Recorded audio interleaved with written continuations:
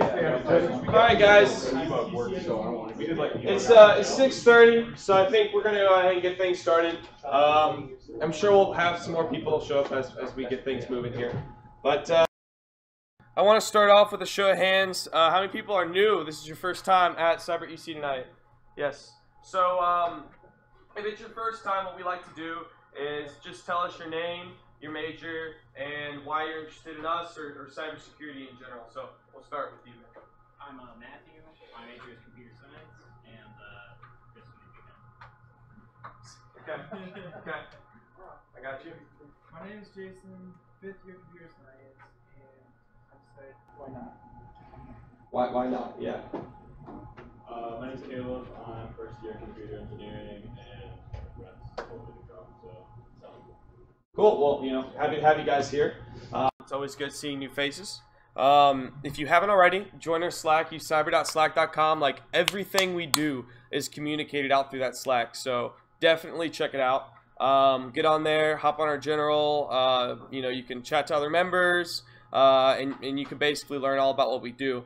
If you haven't already, I'm going to reiterate this again. Please fill out the sign-in sheet that Chris posted in our general. Please do that. It's important because since we're an official chapter, or working to be an official chapter for UC, we need to have attendance records kept.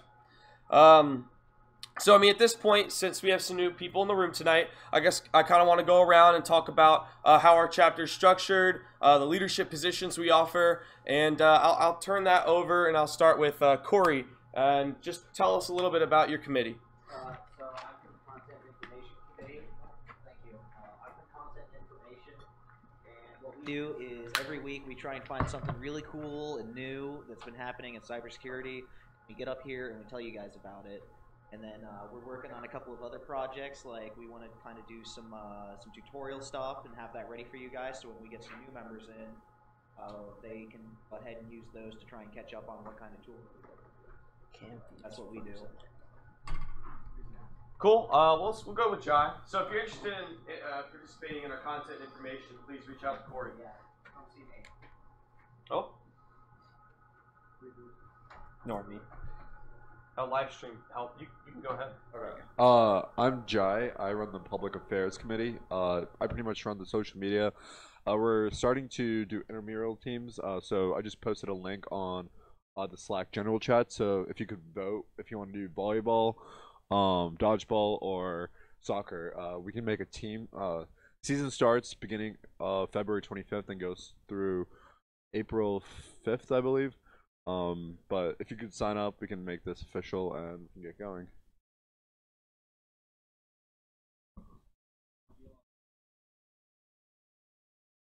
I'm Ryan Boss. I'm treasurer / finance chair right now, and we do stuff with money. Yeah.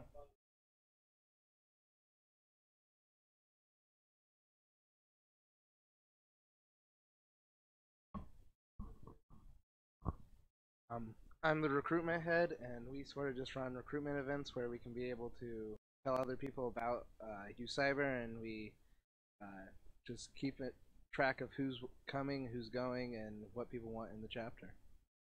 Okay. Hey, I'm Alex. I doubt the live stream can see me. I'm Alex. I doubt the live stream can see me, but I'm head of outreach. So what we do is we reach out to high schools and try to get them more involved in the field of cybersecurity, and yeah. Now, I believe with Loveland and both Lakotas and a slew of others, if you're interested in also chipping in, putting in a word to your high school and maybe talking to about a possible visit where we could come talk about anything from basic cybersecurity concepts to leading a capture the flag competition, please let myself know or let Alex know. We love doing outreach, and it looks good on us, and it looks good on the university, and it's better for everybody.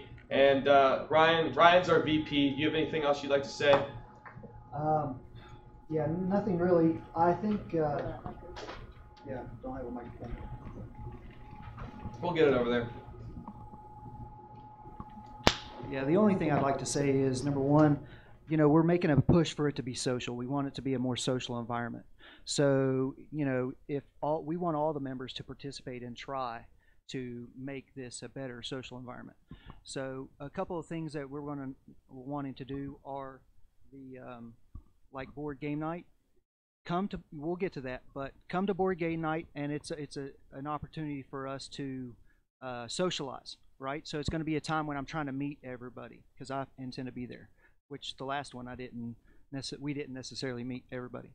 So we want to do that, and then maybe get to the point where we can do interviews with each one of you and build a profile for you, so that you know that that we're paying attention to each one of you, you know, on top of the social environment. And I think it'll be good. Cool. Okay, that's it. All right, so yep, that's about all. I don't need this. We got the mic up here. So if you want to get involved, this organization is more than just about cybersecurity. This is about building up our resumes. This is about getting opportunities in the field. This is about spreading the knowledge to high schools. So we're involved in a lot of things, and we always would like more people to chip in and help us out and move our mission forward. So some of our ongoing projects that you guys can talk to me about getting involved with, or any of our other members who are here often. We have a malware sandboxing lab going up on the 10th floor of Rhodes. Yes, there is a 10th floor of Rhodes. And yes, it's just one room. But that's our room, so we got a server up there. So we're working on making a security operations center, malware sandboxing lab. You know, those are probably the top 2 things on our list for the server right now. But if you have any ideas, please let me know.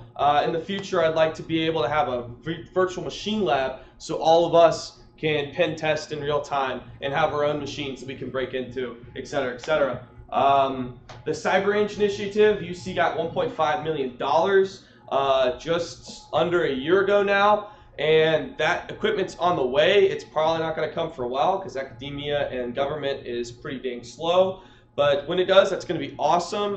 In the near future, we can look forward to our Rapids Lab grant. That's about $200,000 that the state has given basically Dr. Franco, who was our faculty advisor, and we're getting a lab on the 5th floor of ERC set up with this $200,000 worth of equipment to essentially play around with, build up networks. The whole idea of it is that everyone here can get in there and hands-on, build a network, tear down a network, hack a network, pop a host, whatever you want to do. So that's going to be awesome, and if you want to get involved and help us out, please let me know. Enough of me talking about that. So we had Dr. Williams visit last week. He runs Discovery Labs. He just talked to us about some of his research in virtual reality. We have the live stream up on YouTube if you want to watch and kind of hear more about what he talked about. So like I said, we're planning school visits. Don't need to reiterate that. Logo designs. We're still in the process of getting a logo design. I know that Jai's been working on some leads on getting us a nice logo, but if any of you know any DAP friends or have artistic abilities yourself, or just want to throw out some ideas out there, please let us know. It'd be cool to get challenge coins in the future. I think that'd be a badass little challenge coins. Yeah, getting challenge coins. We'll figure that out. That's an ongoing effort. Yeah, after the logo. So board game night is this Friday, February 2nd, or board game/game night. I'm probably going to bring my laptop and put up Dark Souls. Because that's the best game. So if any of you guys are interested, I believe we are going to announce more on general. There will be pizza thanks to Dr. Williams. We'll probably figure out where we want to order from when everyone's there so we can kind of best accommodate everybody. And then we have that sign up for the dodgeball team that Jai has posted in the general of our Slack. Please sign up on that. I want to be the champion dodgeball team. We're number 1. You know, Cyber UC's number 1 dodgeball team. So this is just more information on our public affairs. We have a forum for GroupMe if you want to get involved in that. We have our YouTube channel, which we live stream everything on. And then we have other updates through our Facebook, Twitter, Instagram, and website. At this point, I'll go ahead and turn it over to Mr. Corey, and he'll take us away on the content. So, I believe that we have a GitHub exploit demo. Are we ready to do that, or? Yeah, we're good. Okay, cool. So that's going to be the first thing we're going to go through for you guys today. I can talk about this and then you talk about the rest. Yeah, I can handle it. So, with GitHub, if anyone has worked with software development, probably most of you, you know that you keep all of your code away from your machine. You keep it in a central repository so everyone can work with that. That really helps out the whole team. However, it's not the safest. And of course, all of your tools are limited by how you can actually use them. So what I'm going to show today is a little bit of a Git exploit using escape sequences. However, as you can see, there's a lot of caveats. So it's only based on possibly certain kinds of Linux command lines. And if you look through the actual GitHub desktop applications, the visual application, you can see everything. So this will only be a command line. And this is a little less than a month old, so it's pretty recent. And cool, let me check that real quick. Alright. Oh yeah. Also, another caveat, don't do this. It's meant for good purposes, not bad.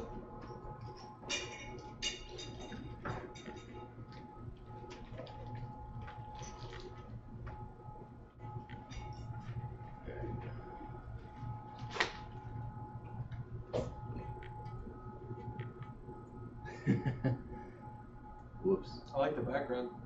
Don't look good. Is it on your screen? I have it splitting screens. You might have to just drag it over.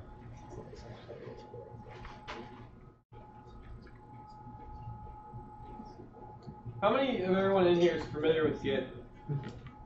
Most people. Some not familiar with Git.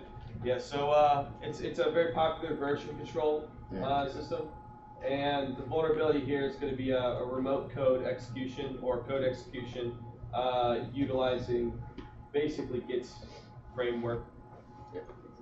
So say you're developing via command line because command line is awesome, however it's terrible, so don't do it, use IDE. It's a lot easier, a lot less painful.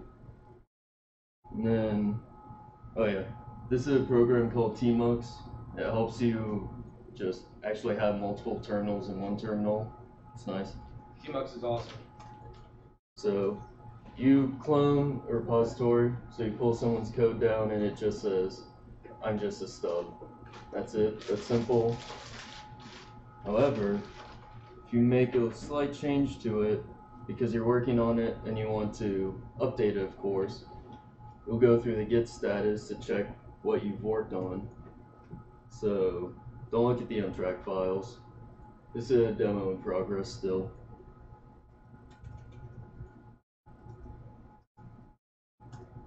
So if you look at this, you don't really need to know Git to see. And you need to be able to see through the lights because the lights are lovely. But all you can really tell is I just added comments onto it. We're turning on. Oh, thank you. There we go. Yeah. So as you can see, the only thing I added on was return 0 and this pretty nice comment. And then don't worry about the include libraries, you'll have way too many of them before. However, when you actually run the program, it should just look like that, right? So this line right here will actually compile the program, run the program, and delete it, just out plain. That actually spits out a little more than the printf I'm just a stub. And you can't even actually see any of the code I put in to make this happen. That is because of this little statement right here. That escape character essentially hides everything to the right of it. And as long as you still handle the comments as if that's real code, then you can still run the real code and it'll actually spit out all of this. So, along with the caveat I said earlier, you should use a GitHub desktop client because you can actually see all of that. and this may be Linux exclusive, but it's not perfect.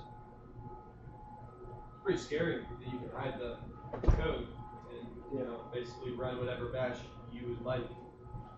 You could use this to drop a payload link and download malicious software on the people who are compiling and running your computer. I mean, the list you could do with this is endless. And this is just with whoever's access you're running it on. Yeah.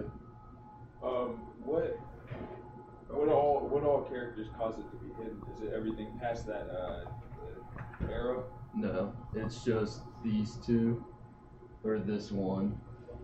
Because that's a special escape character. I forget what it is off the top of my head. I think it's just space or something. No, it looks like escape almost, like the way that escape is when you're in the command line.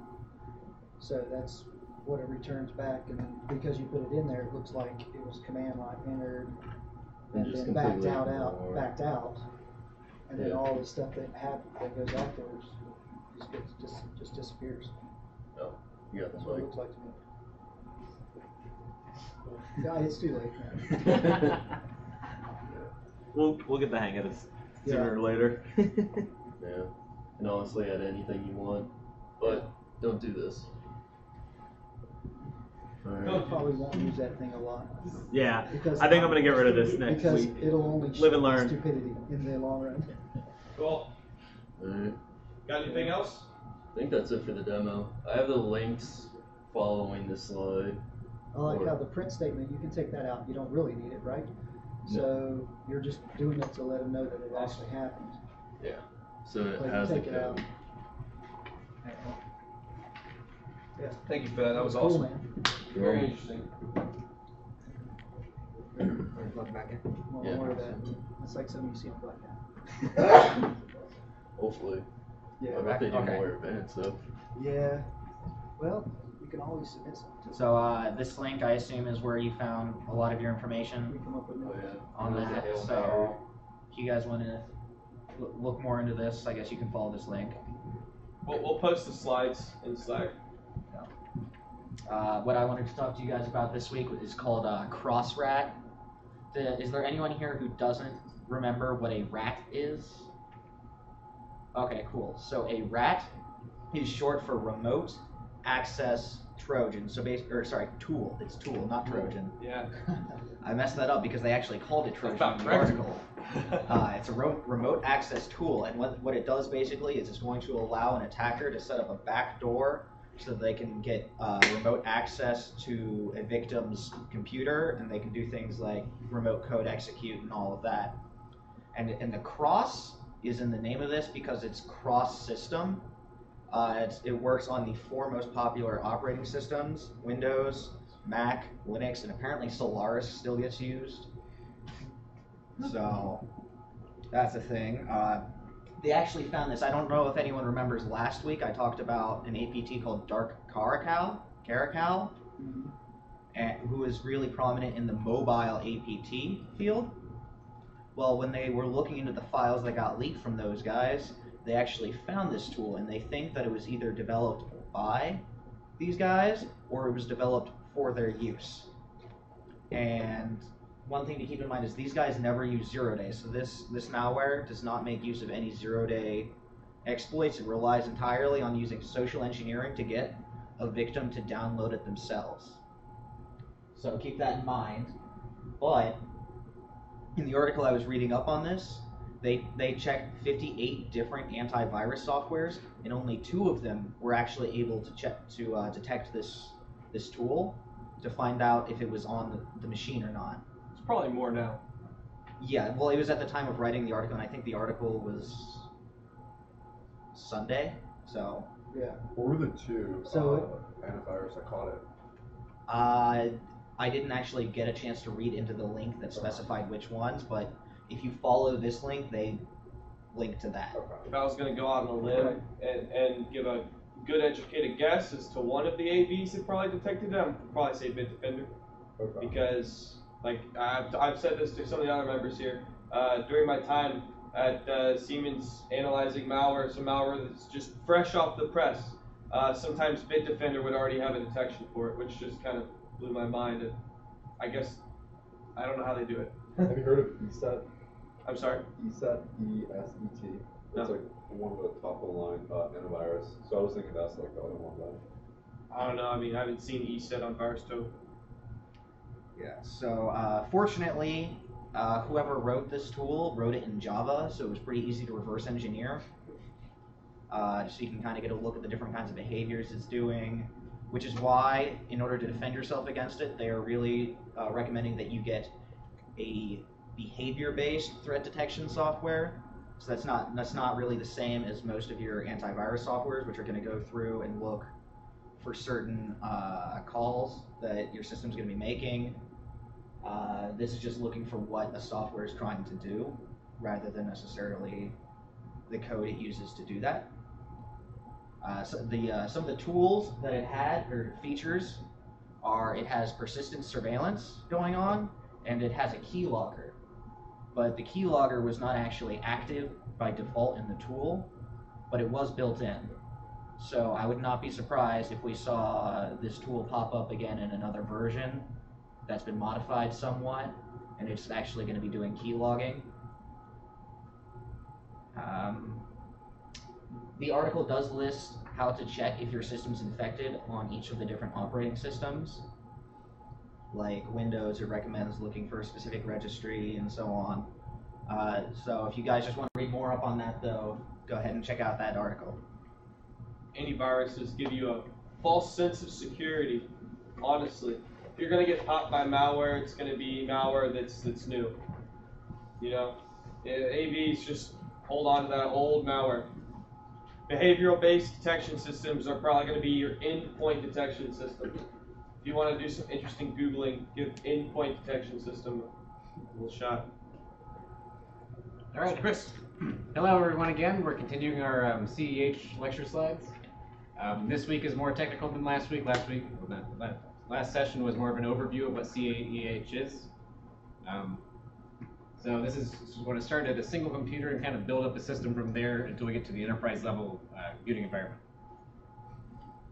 So differences from last session. We've added more color. I've added more color with other people. More graphics and more content. And as promised, there will be things you can do to follow along this week, but there aren't many. And this is going to be more technical. All right. Is there more color? We're going to start at single systems, work up to small networks, go to large networks, and then to the internet. So typically, your average user system will run Windows. We all know that.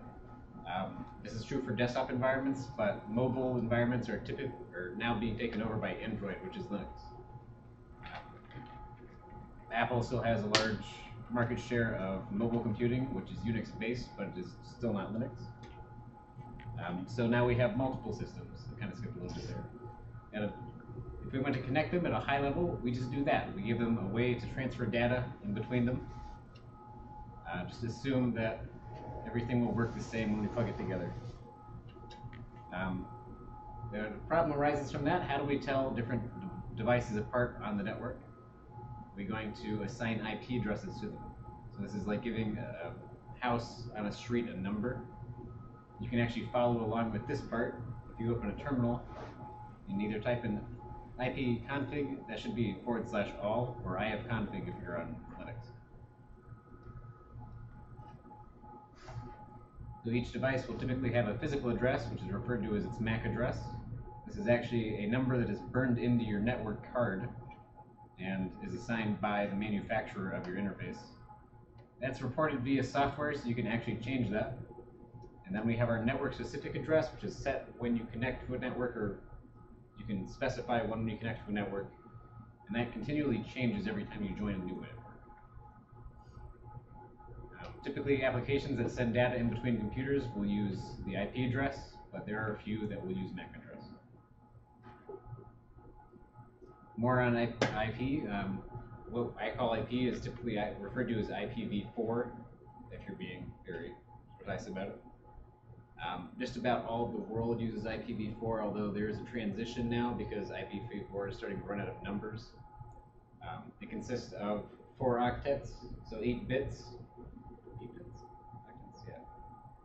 not right. That's bytes. Bytes, 8 bytes, yeah. First 3 bytes are your network, and then your last byte will be your device's address on the network. You can think of that as like your street name and then your house on the street. Because this is all done by software, when you join a network, you can actually request a specific address, and that allows you to do some interesting things. We'll get into it later. You can also spoof your address. So I added some slides in here for indicators of compromise. You stay up here. I'm just going to show this real quick. So IPs in the field of cybersecurity, we have these things that are called indicators of compromise. And when you see an indicator of compromise, it indicates that that computer may be compromised. And you can have different fidelities for your IOCs. IPs, or what we just saw up there, are a low fidelity indicator. So if I see an IP of a known malicious network, I'm not going to say, oh, okay, well this must be bad traffic. So I actually got this little demo up here for you. This is VX Vault. This is just a saved version of the website. So this is just some guy's honeypot that sits up and catches malware. A honeypot will sit on a computer and just let things infect it or try to get inside it, and then kind of documents it. It's good for researching malware. So I took a URL there, a known bad URL, and I put it in one of my favorite tools, VirusTotal. If you ever get a phishing email or a link that you're kind of like, is this a bad link or not, I highly recommend checking out VirusTotal. It's used very heavily in the cybersecurity world, especially as an analyst. So here is why. Can anyone guess, before I give it away, why an IP address might be considered low fidelity or not a true confirmation of a bad event? Anybody? So IPs can change. IPs can change. A domain name like google.com or this was svitzer.com is much more reliable to pinpoint malicious traffic on than just an IP, because we can see that just in VT, and this is a bunk entry because that's localhost, we can see that there's been a number of IPs associated with this domain. So which one's malicious and which one's not malicious? Which one is after the site may have been compromised? Which one's before the site may have been compromised? The point of what I'm trying to say here is that an IP address is just not enough to say that something's malicious. So I thought I'd give you a little bit of insight into that. Take it away. Thank you. All right. More on the MAC address. MAC is assigned to a network, the physical card, when it's created by the manufacturer. The first 3 portions of it identify the manufacturer. It's usually a unique code. And then the remaining 3 sections are the card itself. So, but because you port it to the network through software, you can actually very trivially change this. On Linux, there's a tool called Mac Changer, which basically does it in one line. If you have Kali, it's already installed. Yeah. So you can do a little Mac Changer command and see what you can do there. Security uses of these, you used to be able to listen to people connecting to different networks as they walked by, and you could track their physical movements. And that is the reason that your iPhone or most mobile devices will actually randomize their MAC address upon touching a new network. Ports. So you have a connection between 2 computers. You need a way to talk to different programs on the computers. So port is basically a digital setting on information being sent back and forth as to which program to talk to. You can have port numbers between 1 and I think it's 65,355. Or 65,535, yeah. But typically only your lower 800, lower 1,000 are used. The most used port is hands down port 80, because your web traffic will go over port 80, and you can actually connect to any port given a web browser, although it will never display a port 80 because it's just not meant to, or it's implied that you're connecting to port 80, so it will actually truncate it if you type one in. as an analyst, when you look at network traffic from like a reported event, you can tell a lot from the ports.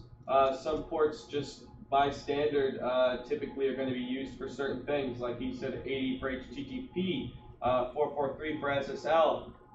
Getting a good grip on what the common ports are for what common applications are can really help you pick out something that's abnormal. Also, what's a lot of times you can tell from port scan what type of servers are running that are on those common things, and that's the first step towards being able to figure out what type of version it is. So you're kind of trying to find what they have on these different ports to characterize the computer that you're looking at. Before you ever try to attack anybody, you need to do reconnaissance. You need to survey the land. You need to see all the options that you have to penetrate the said system with permission.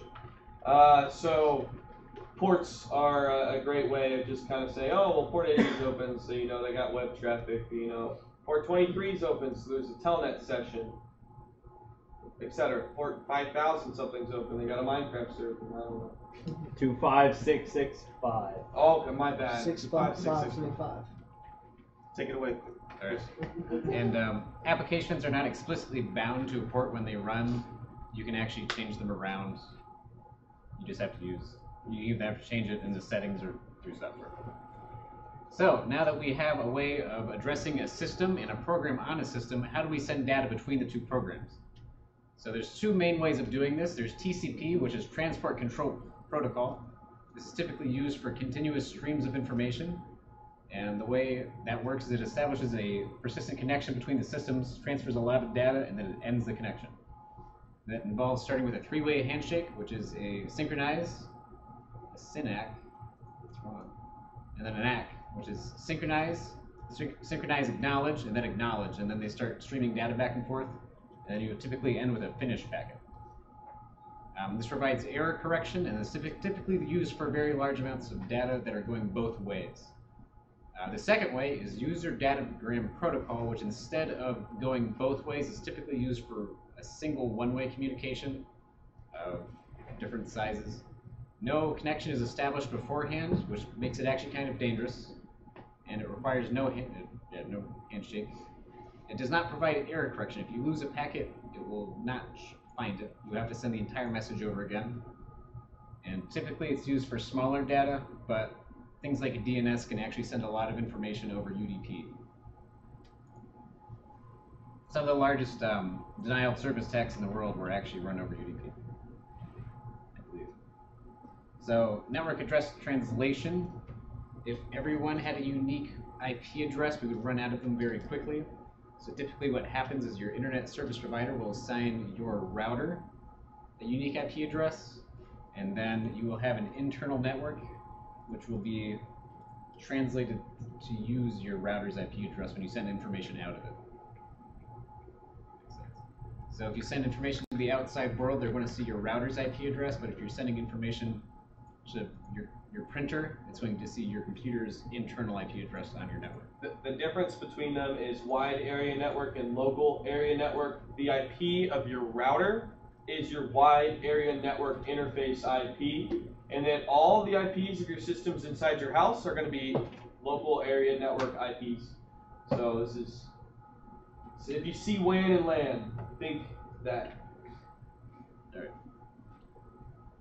And DHCP, or Dynamic Host Configuration Protocol, is just a way of setting IPs as things join networks. Typically, your router will have a DHCP server built in, and it will give itself the digit 1.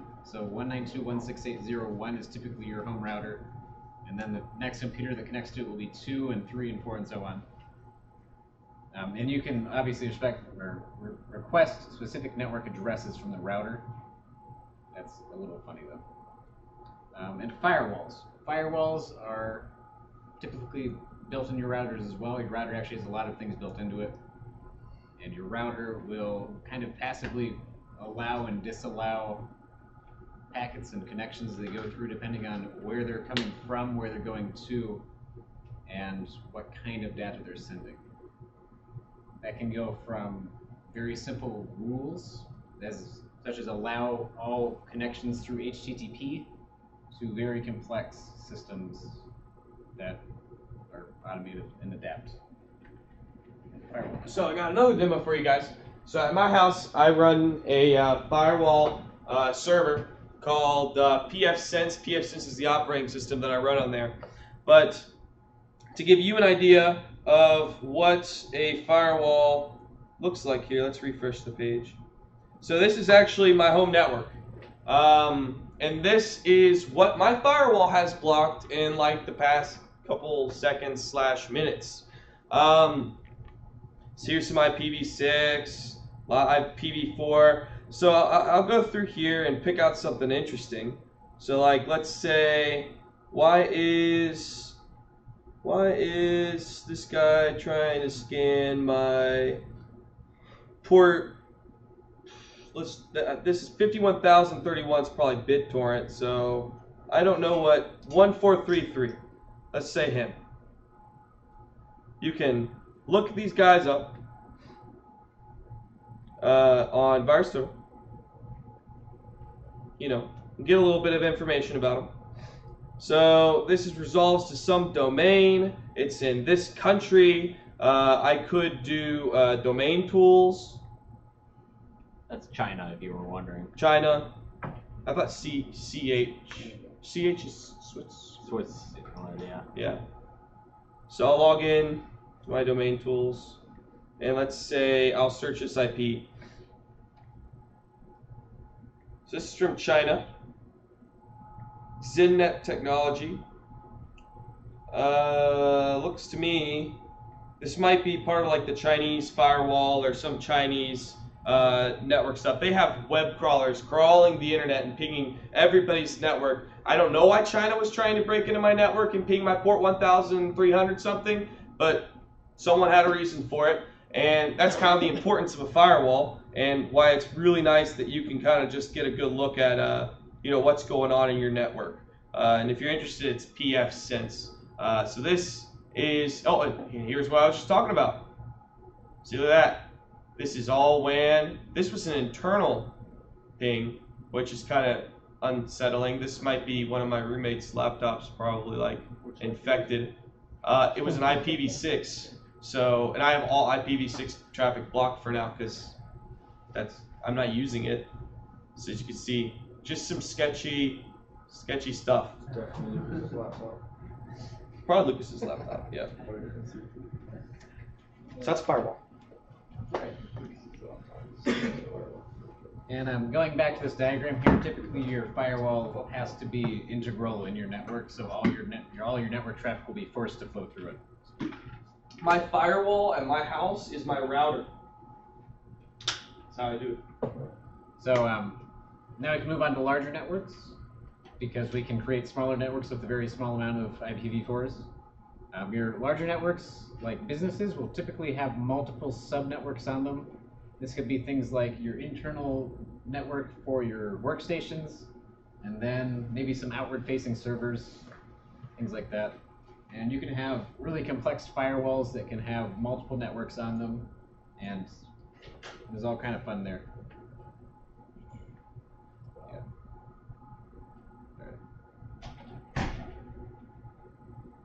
Switches and hubs.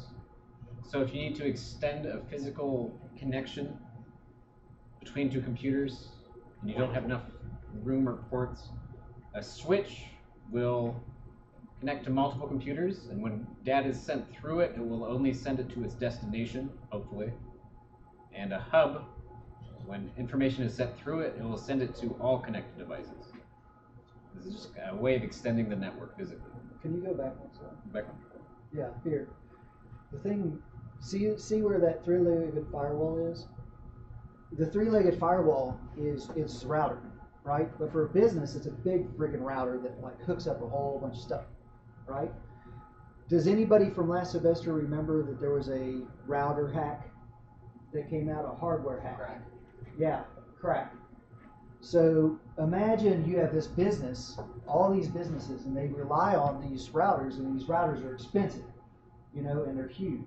So when a vulnerability comes out for them, you know, one of the first things that you need to assess if you're going down to a company is you know, do they have upgraded hardware, or are they still using some old router from back then? Because that's a big purchase expenditure that a lot of businesses might choose to put off. Well, the crack attack didn't have much to do with the hardware. It was more so the WPA2. The WPA framework had a vulnerability in it. And so what you actually had to end up doing was either A, hopefully whoever your router's hardware is had to release a firmware update, and so you had to go out and download that firmware update. Yeah. And you also had to update your operating system in order to prevent getting man-in-the-middle attacked if someone else is connected to your same router, Right. and your computer's framework is also vulnerable. So you're right. There's Yeah. firmware. So yeah, that just gives you an idea of exactly where that type of problem is. Next. Intrusion detection system. So this is kind of a more advanced firewall. Intrusion detection systems are active, whereas firewalls are usually passive. That means they can actually monitor different things that are happening and use behavioral analysis to kind of figure out what's right and what's wrong. Two popular IDSs are, I don't know. I've had that in it. I know. Surcata is a very popular intrusion detection system used by the industry, and so is Snort. They're both kind of different. Snort is more of a behavioral based, but more resource intensive. Surcata is less behavioral based and less resource intensive. Both are great IDSs.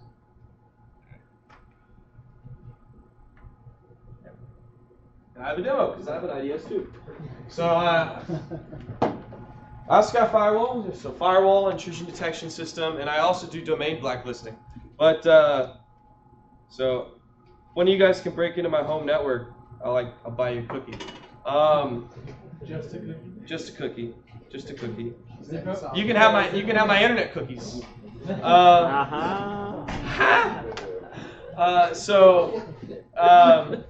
We got the intrusion detection system up here. So there's some things we can already see already. We got the protocol. We were talking about that earlier. We're talking about the difference between UDP and TCP. So some of these UDP connections are just sending me packets of data, seeing if I accept them or not. Oh, that's reloading. TCP is obviously trying to establish a connection. We can see the source port. So what port is it coming from on the attacker side? And I can see where it's going to on my side, which is more than just a firewall gives you. And this is kind of the power of Surcata. So this is really cool. So Surcata has a bunch of these different rules. You can custom make your own rules, but they can show you a number of different things. So we have active threat intelligence, poor reputation IP from some IP pool group 86. So this IP has a poor reputation. It was trying to break into my network on 3367. We got some BitTorrent DHCP ping requests. A lot of those. I think I was going through. Oh, here's a SIP vicious scan. So someone was scanning my network to try to find all my devices on it. And this is just, it updated again. So this is to show you how much our networks are under attack. 24/7, just by bots and other malware, worms, what have you. Let me see if I can find something cool. SIPVIS user agent detected. Man, a bunch of invalid timestamps. Known compromised or hostile host traffic. So that's a known compromised IP. It probably alerted off the host, not the IP, but it logs the IP. Here's someone maybe trying to do cross-site scripting, trying to take advantage of my SQL against my home network. I saw a remote code execution attempt on here, but I can't find it. A lot of scans, valid certificates, more scans. Yeah. It's probably a good thing that I can't find the remote code execution that tried to attempt. That was a while ago, and I rotate my logs. So just to give you guys a bit of a visual idea, this is an intrusion detection system. And you can, edit, you can watch your interfaces, you can edit rules. I meant to say, watch your interfaces. I'm viewing my WAN, because I really only care about who's trying to intrude on my network from outside my network. If I'm intruding on my network from inside my network, hopefully it's me and not somebody else. So that's an intrusion detection system. Bam.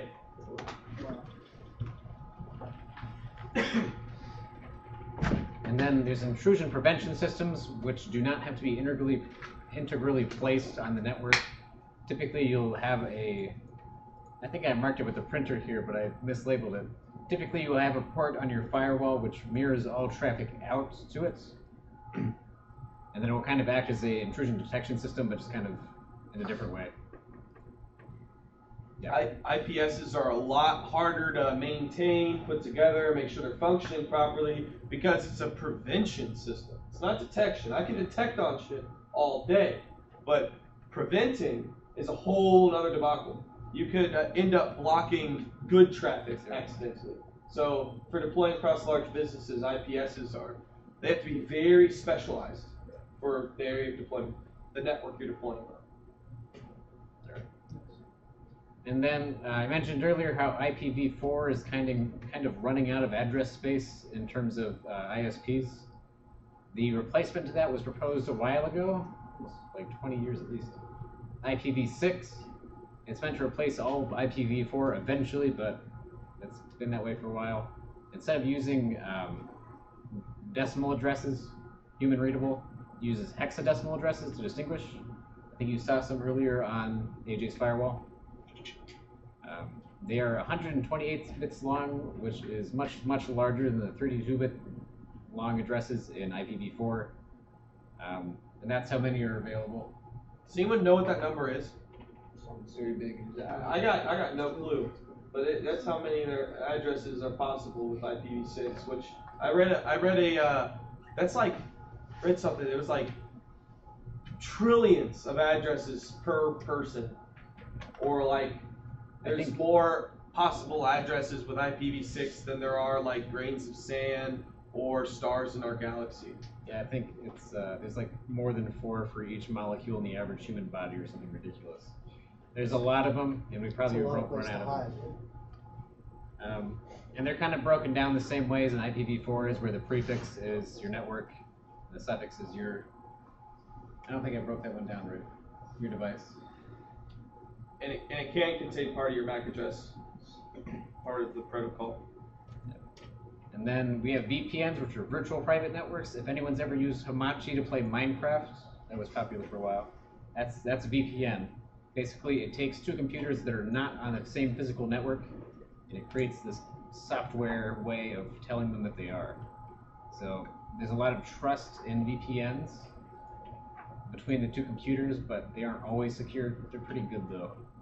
And UC actually does provide a VPN for faculty and students if you need to securely connect to on-campus services. I think they also provide a proxy. I'm not sure about that one. Yeah, it's false.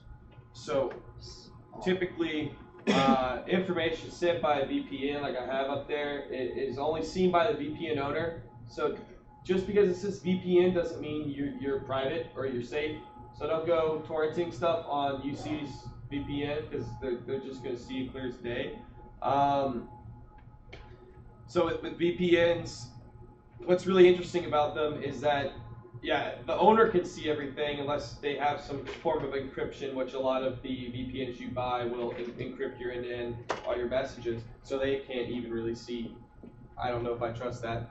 But when we had hits on our network, and we were looking at hackers who were using a VPN to break into our systems, I mean, there's nothing much we can do, because we see a VPN, we see that there was some traffic going in, there might have been a malicious hit, but I don't know where it came from, I don't know where it went.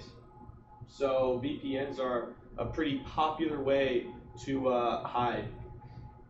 Yes, Court. One thing about that, if whatever your VPN is inside of the U.S., that doesn't always fly, especially if it's something involving the government, because they can subpoena the VPN provider for that kind of for the information. So if you buy a VPN buy it out of the United States, out of the UK, outside of Canada, outside of all of the major, they call it 5 eyes. There's 5 eyes and there's 14 eyes, and that's called their information sharing conventions between countries. It's like 5 eyes is US, Australia, UK, and I don't know them off the top of my head. But VPN I use is iVPN, and it's based out of Gibraltar, which is a territory of the UK, but they have different privacy laws. So, food for thought. And if anyone was here when we did Red Team with Franco's class, we used OpenVPN for that, which is a very popular open source version of the software. And then I didn't include anything on proxies here, but a proxy is basically a way of taking a connection between 2 computers, and when you send data out to the internet through one, you're actually connecting to the other one and sending the data out through there. That is used in conjunction with VPNs a lot. Although I did not include it in my slides. You can make a proxy if you get like an Amazon EC2 instance or like a Raspberry Pi and you set it up to handle traffic for you. Yeah. And then we have DNS, which is the domain name system. So this is basically just how you translate google.com into a bunch of numbers. I don't think anyone here memorized Google's IP addresses, and for good reason. You don't need to. Yeah, it's like a phone book, but on the internet, and it continually updates. So it continually updates the IP addresses behind the domain names. So it's just easier to use that way. Although we just saw with AJ's demonstration, people can rapidly change their DNS IP addresses. So you never really know what you're connecting to unless you check. Which why it's kind of nice to have the domain name. Google could change your IP all day, but they still got their domain name. So that's where I'll give you. You can actually have multiple servers behind a single domain name if you know what you're doing. I don't know how to do that though. When you connect to Google, you're not connecting to like their worldwide hub. You're connecting to probably something like in your state. They have so many server farms, and it's just because they have a million IP addresses mapped to their domain name. Right. So like that. Share one. I want to talk about DNS poisoning, and I can do a demo of this in the future. If we want, I was going to have a little conversation about what you guys want to see, what hacks we could do, what demos that you guys would like to participate in too, because I want to get more hands-on. We used to do a lot of workshops last semester. I want to get a workshop or 2 in this semester, at least good ones. But so you saw on the last slide that Google's DNS server, domain name system server, which is kind of like their address book for the internet. You can kind of view it that way. So you're using so-and-so's DNS server, and you go to google.com, and that DNS server 8.8.8.8, which you connect to, is just going to tell you, oh yeah, well, Google's DNS IP is 172.217.2.36. I got you. And then you'll connect to the real Google. Now, in DNS poisoning, you've probably seen it in your network settings before. You can change your DNS on your computers. You can even change your DNS on certain routers to different IPs. These are 2 DNSs that I use. I don't like using Google because I think they spy on us. But that's besides the fact. These are my address books of the internet. Now, a common way that a hacker would get into stealing information from you would be to maybe somehow find a way to possibly alter your DNS server that you have set on your computer, and then have that get redirected to one of their servers. And one of their servers says that google.com is actually this different IP. So when you type in google.com and hit enter, or you type in, say, outlook.com to enter your credentials, the web page that pops up looks like outlook.com. It smells like outlook.com. It has the same domain name as outlook.com. It can even be secured as outlook.com. But when you enter your username and password, it gets sent straight to the hacker. And you would have no idea about this. It's a very, very common way to steal information. If malware's on your system, it's probably going to want to change the DNS or shoot your DNS somewhere else. It's a very popular exploit, and there's a lot of different ways of going about DNS poisoning. How are they going to get a certificate for Outlook.com? You can, it's hosted on their server. It's hosted, not Outlook, it's their server. Right, but how you said they could be secured? How could they get an HTTPS certificate? What is it? What's it called? You could man in the middle. But what's it also called? The free SSL certificate. Let's service. Encrypt? Let's Encrypt. But that won't work unless you poison Let's Encrypt's DNS. If you're hosting everything on your own server, you can basically spoof your site to be secure to the viewer when it's not really that secure outlook. I'm pretty sure you can't. I'm pretty sure you wouldn't be able to get a fake Let's Encrypt certificate without having control of the real domain name or poisoning. There was that bank that someone here their certificate on Let's Encrypt. A huge point that people don't realize this is that phishing emails and phishing links a lot of the time we get today, when you click on them, you can be like, oh, it's HTTP and it's asking me to enter my information. Oh, this is clearly not a real website to enter my information, and so I'm not going to do it. But today, you can have HTTPS encrypted phishing sites, and it's a very deceiving way of stealing information. We could go into this. We could do a demonstration sometime. You can use GitHub server too. Yeah. GitHub pages. Yeah. So I think you want to take that away from there. Is there anything else I wanted to show? No. That's all for DNS poisoning. Take it away. I think we're at the end here. Here's a few sample questions you may see on the CEH exam if you take it. What type of device acts as an intermediary between an internal client and a web resource? If you just want to shout out the answer, go ahead. Proxy. Technically, yeah. Were you going for router? I was going for router. A proxy is really a way of forwarding a connection between two clients, I would say. Acting as an intermediary. that's what I was going for. Yeah, I guess it is intermediary. In a way. Book's kind of vague on some of these questions.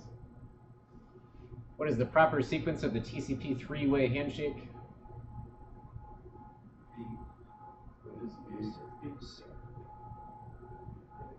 It is B. Your first packet will be a synchronized packet to SYN, which will be followed by your remote address with a SYN ACK and then respond with an ACK.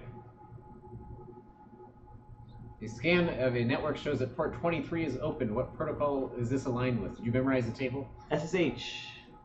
Telnet. Telnet. Oh, SSH is 21. No, 22.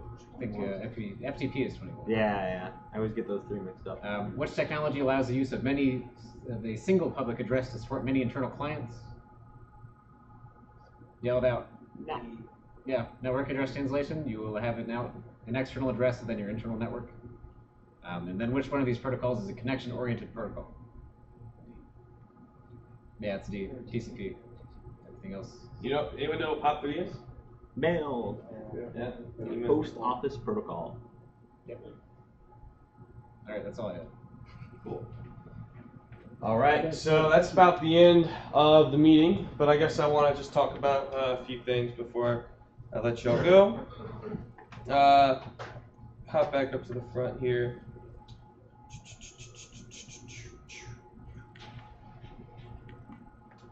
Yeah, so once again, if you haven't signed up or if you're interested in being on the dodgeball team or soccer team or whatever, what are the options again, Jai? There's dodgeball, soccer, and volleyball. And volleyball. I like dodgeball. I should have put the other ones in there. Just please sign up on general. Make sure that you've signed in if you haven't already. We need that because we're going to try to get somebody else to pay for our certifications if we go through all the CEH curriculum, and we're working on that. Other than that, I hope to see how many of you guys thinking of coming to our board game / game night this Friday. Cool. Well, I hope to see some of you guys there. Yes. 7:41. Oh my God. Yeah. We've got the room starting at 6 p.m. So I'll put out a reminder Friday around noon, and then again around 5 or 5:30. Yeah, my bad. 741. This Friday. What games? Like, who's bringing what? Corey's bringing some games. What are you I'm bringing? bringing at least a half dozen games. I got One Night Ultimate Werewolf. I've got Settlers of Catan. I've got Secret Hitler. I've got Cards Against Humanity. I've got $1 Million Butt. I can bring a regular deck of cards. Exploding Kittens. Exploding Kittens, dude. We've got to I play can bring that. that. You got it? Play that. That has to be there. Dude, that Playing totally that has to game be all there. night. Yeah, I'll bring the code. I love that game. I have a trauma house. Yeah. So if you have games and you want to bring them, bring them. And if you have like a laptop with games on and you want to bring it. You know, it's just go in here and hang out, eat pizza, and play games. Either I'll probably post on Thursday night an exact list of what I plan to bring. So. Yeah. I was also going to play games because I hadn't played. So I guess before we wrap it up, yes, Corey. You said you were bringing Dark Souls? I'm probably gonna bring Dark Souls. Dark Souls. Good. Does anybody have like any exploits they want to see? Anything they want to dig deeper into from maybe what we talked about tonight? Any concepts that we should talk more about in the future? Do we have any ideas? Any ideas? Let's say, what does anybody have any ideas for what types of exploits? You know, like, because there's types and subtypes, and it's a whole world. I want to see a rat. We can do rat. We can do a rat. We could do a denial of service exploit with TCP. We could do some DOS, not DDoS. Can we configure the server to do it remotely, like to hit the server upstairs or something like that? We can. So, I mean, it's on UC's network. So we want to do probably a remote access tool, maybe some denial of service, and then I can put together something else for DNS poisoning, which would be fun. Yeah. You could set up a web server to like demonstrate the shit. I forgot what it's called. I don't know. Get back to me. We're good. And then in the future, I'd also like to do phishing, just between people in the group, just to demonstrate like what the techniques of phishing are, how to look for people who are phishing, and just understanding the process bottom up, which I think is pretty cool. I'm trying to get better at all of that stuff myself. So, any questions, comments, concerns? Do you have anything else you'd like to say? Yes. For this Friday, if anyone wants to bring up that they think would be interested in cybersecurity, that's a very frequent way to get other people interested in social relationships. Yeah, like bring friends. Yeah, bring friends. It's not just the chapter. It's anyone who wants to come, and we're open to everybody. So tell your friends about us. Tell your high schools about us. I hope everybody who came, got something out of tonight's meeting. Just hope to see you next week, and yeah, that's about it. Thanks for coming. Yeah. If anyone's interested in joining a committee, go ahead and talk to that committee first. Yeah, so committee heads are here. If you want to get involved, let us know.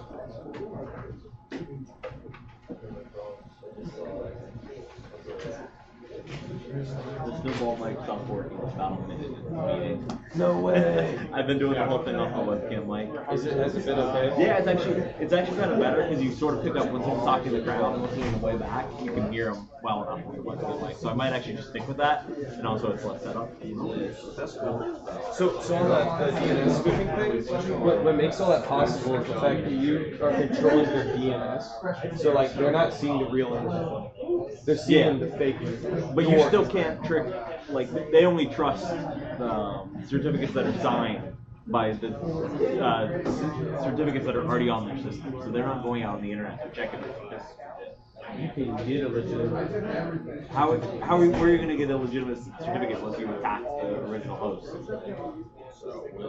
I was reading about all this today for like most of the time in the research. I'll have to forward you the articles. I posted some in the Slack, but off the top of my head, honestly, I could not tell you the exact process.